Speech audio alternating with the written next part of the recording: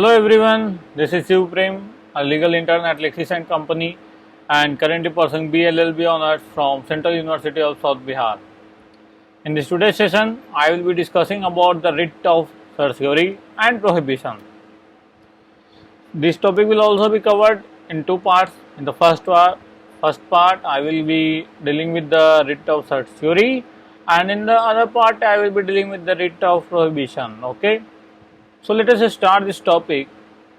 As the writ of certiorari and prohibition comes under the principle of judicial review, that is public law review, which applies in administrative law when the administrative body or authority has misused their power. The basic purpose of the judicial review is to enforce constitutionalism and to guard against the majoritarianism.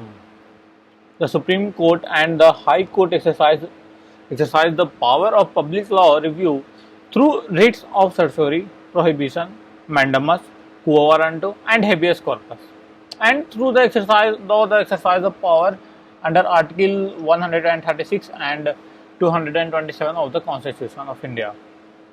Also, a writ of prohibition is a judicial writ and can be issued against a judicial or quasi-judicial authority that exceeds its jurisdiction or tries to exceed its jurisdiction. Now let us see what is the basic definition of certiorari.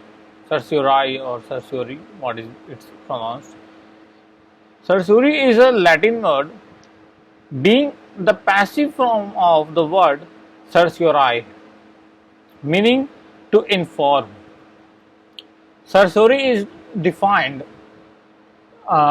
as a judicial order operating in personam and made in the original legal proceedings directed by the Supreme Court or the High Court of the constitutional, statutory or non-statutory body or person, requiring the records of any action to be certified by the court and dealt with according to the law. It is also known as great corrective writ of or the writ of error. Now let us see some grounds for issuing the writ of certiorari. The first one is lack of jurisdiction. That is, the lack of jurisdiction refers to such situations where an authority has no jurisdiction at all to take action. Such situation may arise if the authority is improperly constituted, if the authority commits an error in the decision on jurisdictional facts, thereby assumes jurisdiction which never belonged to it. The authority is incompetent to take action in respect of the locality, party, or subject matter. The law which gives jurisdiction is itself unconstitutional. If preliminary essentials have been disregarded, that is the omission to serve notice as required by the law. Let us see a case of Rafiq Khan versus the state of UP. In this case, section 85 of the UP Panchayat Raj Act 1947 gave power to the sub-divisional magistrate to either quash the entire order of the Panchayat Adalat or to cancel its jurisdiction.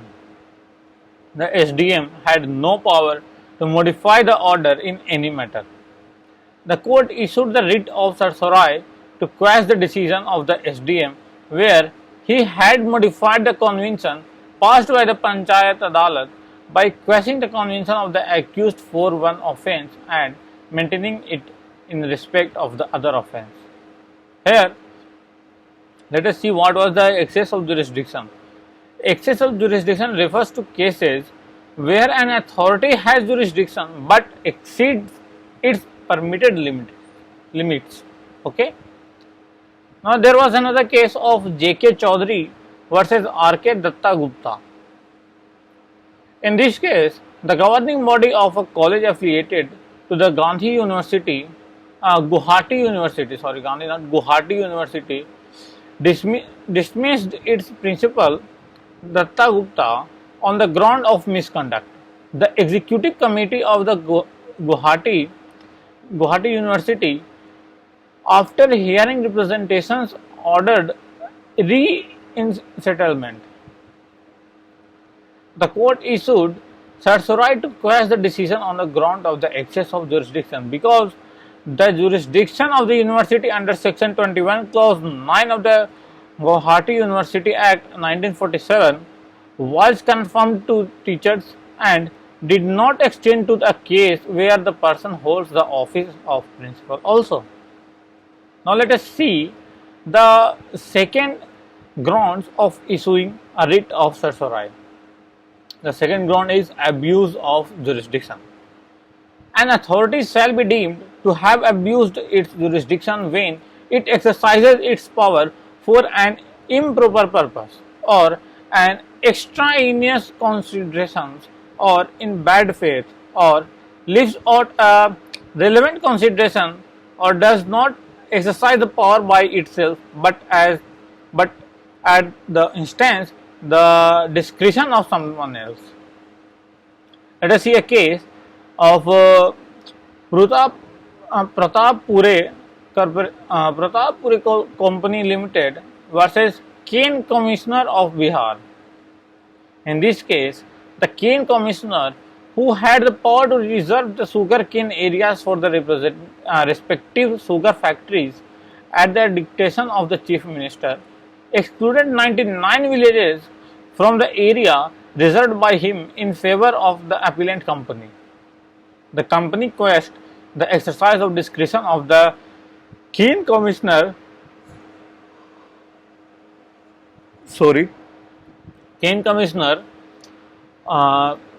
Discretion by the cane commissioner on the ground that he abdicated his power by exercising it at the dictation of some other authority. Therefore, it was deemed that the authority had not exercised its discretion at all.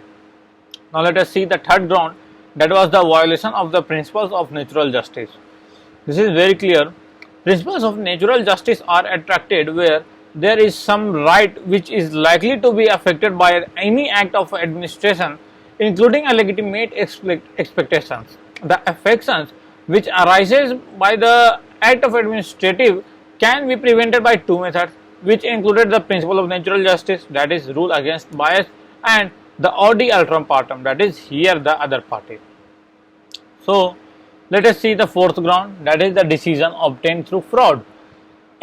If a decision of the agency has been obtained by fraud, or a fraud operates to take away the jurisdiction or bestows jurisdiction or results in denial of justice, the decision may be quashed by the issuing of certiorari. Let us see a case of Gujarat Steel Tubes Limited versus the Mazdoor Sabha. In this case, the Supreme Court held that while quashing the order of dismissal, the court can also order reinstatement and the payment of the back wages. The court made it clear that while the extraordinary remedy is of Anglo-Saxon vintage, it is not a carbon copy of the English process. Judicial power is not restricted where glaring injustice demands affirmative actions. Now, let us see who may apply the writ of certiorari. The party whose rights are affected, but in case of questions affects the public at large, then any person may apply the writ of certiorari. Now let us see against whom a certiorari doesn't lie. Writ of certiorari doesn't lie against the individual, company and the private authority. It also can't be issued for a declaration that an act or ordinance is ultra vires the constitution. Yeah. That's all for now. Let us meet in the next session where I will be dealing with the writ of prohibition. Thank you.